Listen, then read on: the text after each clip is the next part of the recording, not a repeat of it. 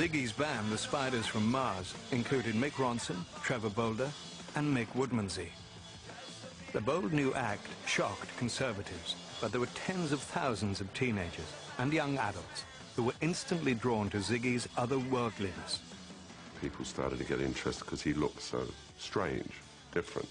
Ziggy was essentially like a brilliant collage of a lot of different elements. There was a bit of Lindsay Kemp mime stuff, there was a little Warhol, there was some kabuki, and there was a whole lot of David Bowie.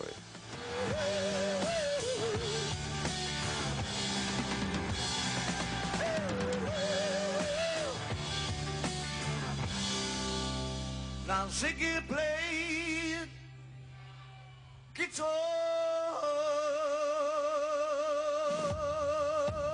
The rise and fall of Ziggy Stardust and the Spiders from Mars proved to be David's breakthrough album. It hit stores on June the 9th, 1972, and went gold soon after. Ziggy came at the right time. You could feel the buzz in the air. It was like bigger than David, bigger than the band, bigger than the record company. It was almost like something that was meant to be in history. One of the keys to Ziggy's success was Bowie's complete dedication to his extraterrestrial creation. I believe in my part all the way down the line, right the way down. But I do play it for all it's worth, because that's the way I do my stage thing. That's part of what Bowie's supposed to be all about. I'm an actor. Bowie's androgynous rock and roll spaceman helped launch the era of glam rock. In the late 60s and early 70s, everything had become aesthetically quite pedestrian. And you had a lot of bands like Crosby, Stills, Nash & Young, who I love, but they looked like farmers. And I think the glam rock people looked at it and said, you know what, let's be glamorous. It wasn't so much what he was wearing, it was just the feeling he was putting across. You know, it was him, his actual self that was like that, and that's what was so strong. David was the king, the queen, the prince, whatever you want to call him, of glam. He was its finest hour, its most potent force. The outrageous nature of Ziggy kept David in the news, and Bowie fed the frenzy with more than just his appearance. When photographer Mick Rock snapped the highly suggestive picture of David and guitarist Mick Ronson, Bowie recognized another chance for star-making publicity. David said, let's buy a full page in Melody Maker. It was an important shot for David. It was like Pete Townsend smashing the guitar or Jimi Hendrix setting it on fire. And that set the cat among the pigeons very nicely.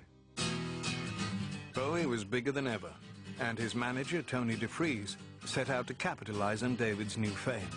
In the summer of 1972, DeFries launched Main Man, a management company with Bowie as his star client. David was also becoming known for the songs he wrote and produced for others.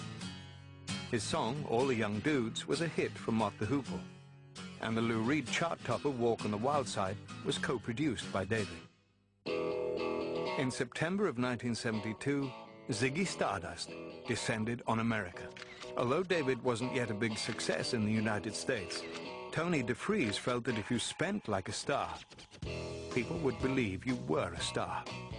As a result, more money was going out than was coming in during the American tour.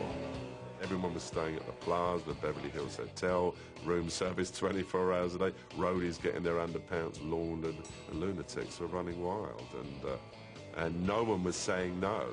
The hype was maintained, and the bills were being paid with unearned advances that Tony DeFries secured from RCA Records. I think that was Tony DeFries' genius. He got these guys to okay and cough up all kinds of money for an act that was not making them much money at that point in time.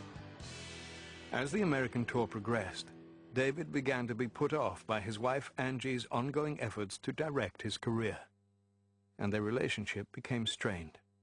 She would help organize things, but once the show got to America, it all started to go to another level in terms of the development of what was going on, and I don't know that she ever learned how to handle it that well.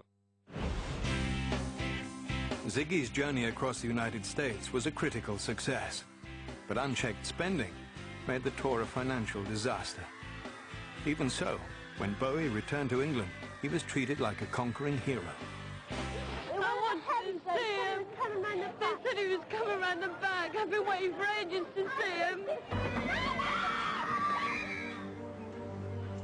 What David's fans didn't know was that their idol had less money in his pockets than they did. But that didn't keep David from indulging in recreational drug use. And David's narcotic of choice was cocaine.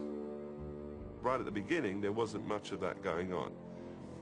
After America, there started to be a lot more.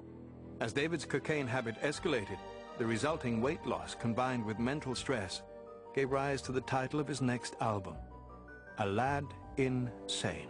The Lad Insane was, well, you know, I think it was a reflection of what he was going through.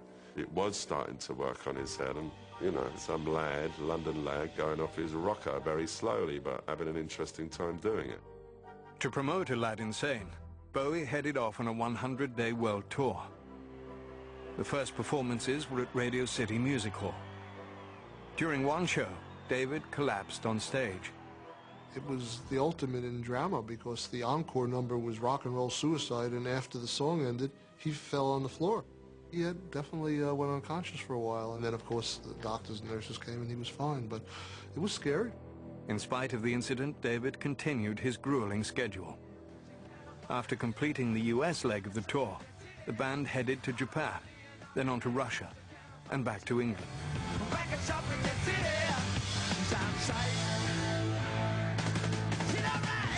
When Bowie returned home, he learned that A Lad Insane was #1 on the charts. The news should have made him happy, but it didn't. In the midst of all the Ziggy Stardust hype, David Bowie felt he had lost his way. Still don't know what I was waiting for. Time was running wild. A million dead-end streets. Every time I thought I'd got it made, it seemed the taste was not so sweet. All the feedback was coming to Ziggy Stardust. I mean, not to David Jones from Brixton. So he had created this alter ego, and the alter ego took over his entire life. David continued to play to sold-out houses throughout Great Britain, including London's Hammersmith Odeon, on July the 3rd, 1973. But to the audience's surprise, at the end of the show, the 26-year-old rock star made a startling announcement. Not only is it the last show of the tour, but it's the last show that we'll ever do. Thank you.